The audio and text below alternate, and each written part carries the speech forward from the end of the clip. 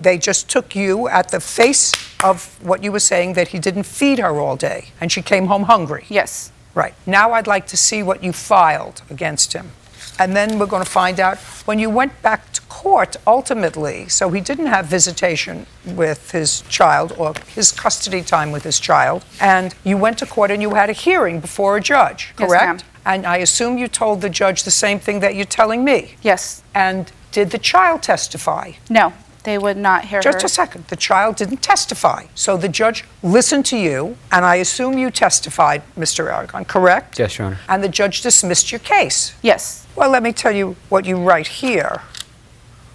The allegation is physical assault, threat, or other situation, and this is the story that you tell. Serenity came home and began to tell me that she had not really eaten all day because Ronald and his girlfriend were fighting all day, so she was really hungry.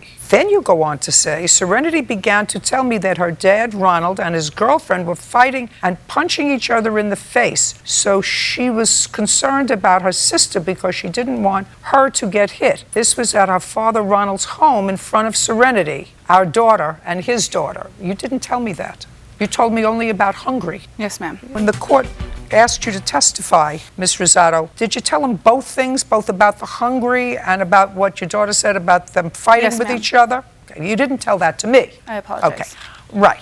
And then the judge dismissed your case because he didn't believe you. No, he dismissed it because all I had was the hearsay. He dismissed it because he didn't believe it. The whole reason he granted the temporary No, the protection reason order. that the judge granted the temporary order of protection is because judges usually grant a temporary order of protection because they err on the side of being cautious because they really don't know. Maybe he's really a nut. Maybe the child was really in danger. Then he saw both of you and he said, no, that's not what I'm seeing here.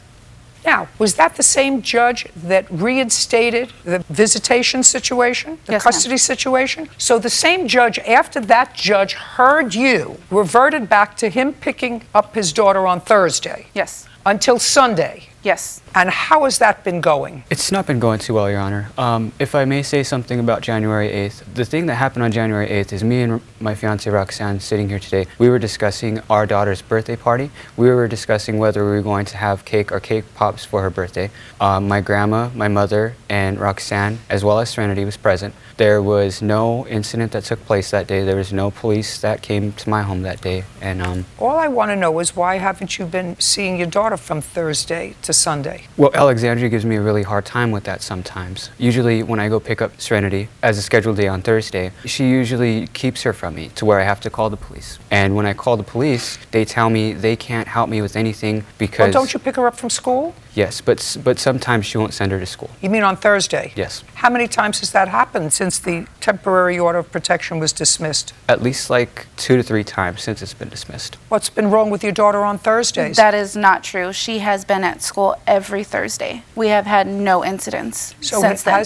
is what you're telling me, Ms. Rosado, that in the months of February and March, that Mr. Aragon has not missed period of custody with his daughter? No, ma'am, he has not. Is that correct?